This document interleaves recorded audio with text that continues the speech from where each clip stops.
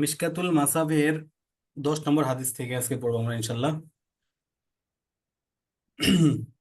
বিসমিল্লাহির রহমানির রহিম।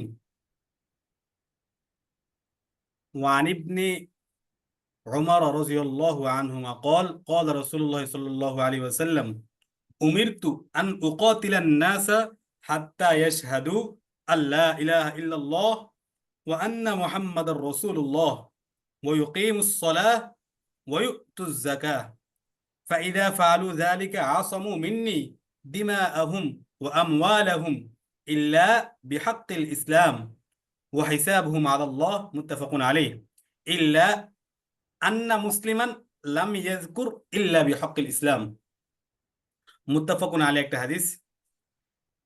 হযরত আব্দুল্লাহ ইবনে ওমর রাদিয়াল্লাহু তাআলা আনহু হতে বর্ণিত, তিনি বলেন আল্লাহ রাসূল সাল্লাল্লাহু আলাইহি সাল্লাম ইরশাদ করেছেন, উমিরতু আন উকাতিলান নাস, আমাকে এই মর্মে আদেশ করা হয়েছিল যে হাত্তা ইয়াশহাদু আল্লা ইলাহা ইল্লাল্লাহ ওয়া আন্না মুহাম্মাদার রাসূলুল্লাহ,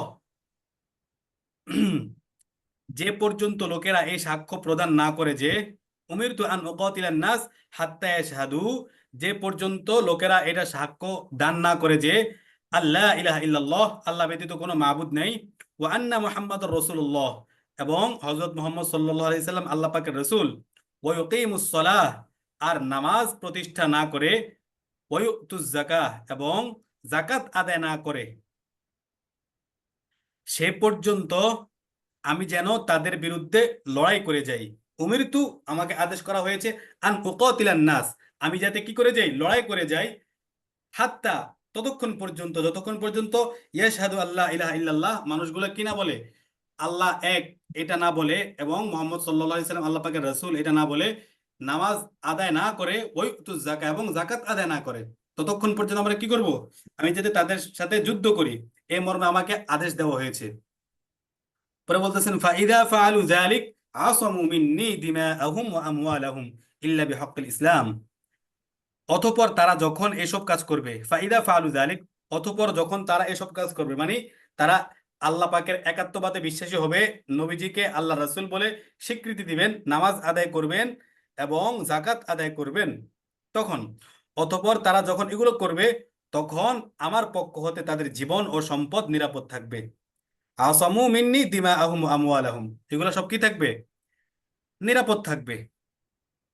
কিন্তু ইল্লা বিহাক্কিল ইসলাম ওয়া হিসাবুহুম আলাল্লাহ, কিন্তু ইসলামের বিধান অনুযায়ী কোনো দণ্ড পাওয়ার যোগ্য অপরাধ করলে তা তাকে অবশ্যই ভোগ করতে হবে।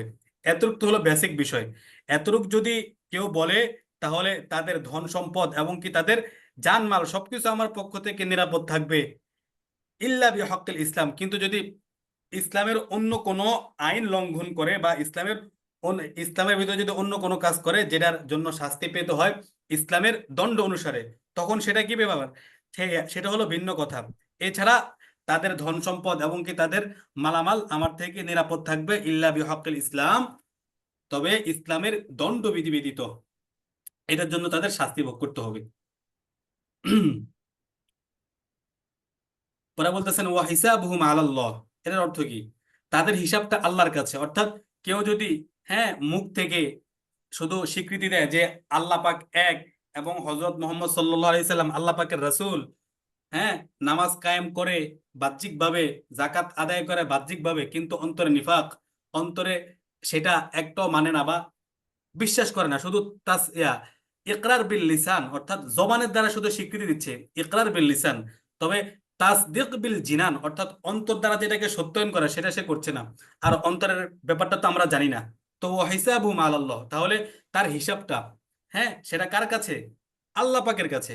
হিসাবুহুম আলাল্লাহ, সেটা আল্লাহ পাকই দেখবেন, আমরা শুধু বাহ্যিক অবস্থা দেখেই তাদের বিচার করব। আচ্ছা, তো এটাই বলতেছেন হিসাবুহুম আলাল্লাহ, আর তাদের অন্তরের ব্যাপারে, অর্থাৎ হিসাব নিকাশের ভার আল্লাহ পাকের উপরেই ন্যস্ত থাকবে। মুত্তাফাকুন আলাইহি, এটা বুখারী ও মুসলিমে আছে। তো ইল্লা আন্না মুসলিমান লাম ইয়াজকুর ইল্লা বিহক্কিল ইসলাম, তবে মুসলিম শরীফে ইল্লা বিহক্কিল ইসলাম এটা কোনো উল্লেখ নেই। ঠিক আছে, মুসলিম শরীফের সেম হাদিসটি আছে, শুধু ইল্লা বিহক্কিল ইসলাম এতটুকু শুধু উল্লেখ নেই, এছাড়া পরিপূর্ণ উল্লেখ আছে। শরহুল হাদিস, হাদিসের ব্যাখ্যা। তো এই হাদিসের ভিতরে আল্লাহ রাসূল সাল্লাল্লাহু আলাইহি সাল্লাম তিনটি কাজ পরিত্যাগকারীর বিরুদ্ধে লড়াই করার আবশ্যকতা বিষয়টা তুলে ধরছেন। তিনটা বিষয় যারা পরিত্যাগ করবে তাদের উপরে যুদ্ধ করার জন্য আল্লাহ রাসূল বলছেন। যেমন এক, ঈমান, নামাজ প্রতিষ্ঠা ও যাকাত প্রদান করা। এই তিনটা বিষয় বা তিনটার যে কোনো একটা কেউ যদি অস্বীকার করে বা ব্যক্তি জীবনে আদায় না করে, তাহলে তাদের উপর জিহাদটা আল্লাহ রাসূল আবশ্যক করে দিয়েছেন। কোনো ব্যক্তি যদি এই কাজগুলো যথাযথভাবে সম্পাদন করে, তবে তার জীবন ও ধন সম্পদ ইসলামী রাষ্ট্রের পক্ষ হতে নিরাপত্তা লাভ করবে। আর যদি এর কোনো একটির ব্যতিক্রম হয় তথা অস্বীকার করে, তাহলে তার বিরুদ্ধে লড়াই করার ঘোষণা রয়েছে। আচ্ছা, তো এর দ্বারা এটা সুস্পষ্টভাবে প্রমাণিত হয় যে এই তিনটা কর্ম যার মধ্যে পাওয়া যাবে, তার জীবন ও সম্পদ নিরাপদে থাকবে, যদিও সে অন্যান্য বিধান অস্বীকার করুক না কেন। তবে শরীয়ত মতে যদি সে কোনো শাস্তিযোগ্য অপরাধ করে, তবে তাকে তা অবশ্যই ভোগ করতে হবে।